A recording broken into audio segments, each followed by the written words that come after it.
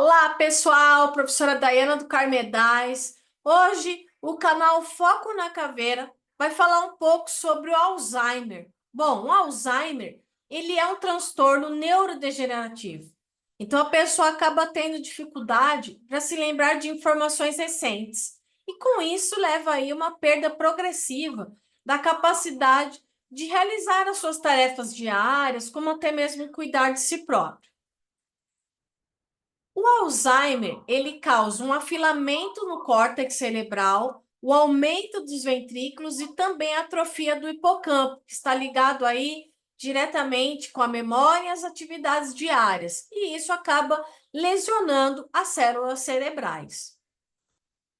O Alzheimer tem fases, então a gente fala que na fase inicial, os sintomas eles são muito brandos, então acaba passando despercebido, e as pessoas acham que é o estágio normal de envelhecimento.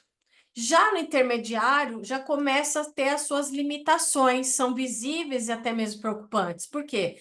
Porque a pessoa precisa da ajuda de outras pessoas para realizar as suas atividades cotidianas.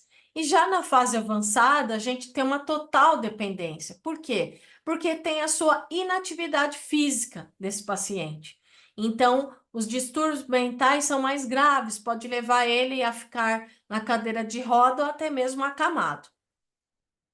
Dentro das causas, não tem uma causa comum, fixa, né? Então, a gente sabe que acomete a pessoas acima de 65 anos, que tem um histórico familiar, uma depressão, uma surdez e até mesmo o tabagismo.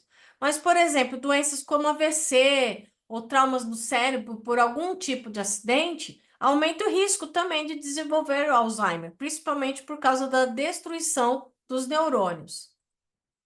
Existem dois tipos. A gente tem aquele Alzheimer que é precoce, que pode acometer pessoas com menos de 65 anos, então, entre 40 e 50 anos, por questões genéticas, hereditárias, de forma progressiva. Então, a gente fala aí que é um Alzheimer hereditário. O Alzheimer tardio, ele é mais caracterizado porque os sinais e sintomas acabam se manifestando após os 65 anos. É o mais comum e o mais frequente. Dentro dos sintomas, a gente tem aqueles sintomas iniciais, então, tipo, uma perda de memória recente. Então, o que acabou de acontecer? Não lembro, não sei o que aconteceu, né? Problemas de linguagem, não saber a hora ou o dia da semana, desmotivação. Já os sintomas intermediários, a gente tem uma perda de memória um pouco mais grave do que o inicial. Então, ele vai começar a repetir as palavras, ter alucinações, delírios e começa a ter a fala, a dificuldade de fala mais avançado. E já na fase final, a gente tem o comprometimento de sistema urinário, intestino, a dificuldade de caminhar, de comer e até mesmo ficar confinado numa cadeira de rodas ou numa cama. Dentro dos diagnósticos, a gente vai ter avaliação médica, é pedido exame de sangue, principalmente o hemograma e a dosagem de vitamina B12 e hormônios da tireoide. Por quê?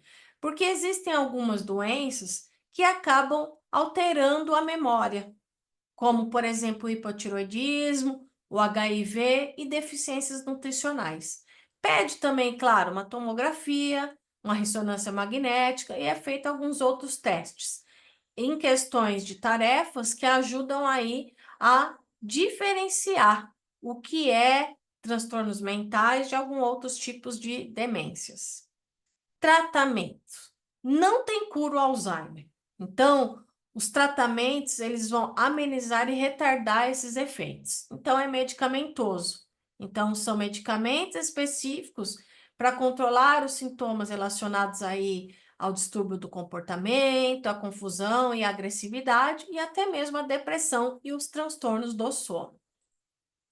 Complicações. Existem complicações, porque a gente está falando em fases mais avançadas, alterações físicas, de deglutição, de equilíbrio e até mesmo de controle de intestino e bexiga.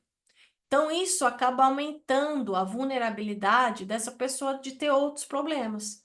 como uma pneumonia, infecções, quedas, fraturas, as escaras, a desnutrição e até mesmo a desidratação. E como que a gente previne tudo isso?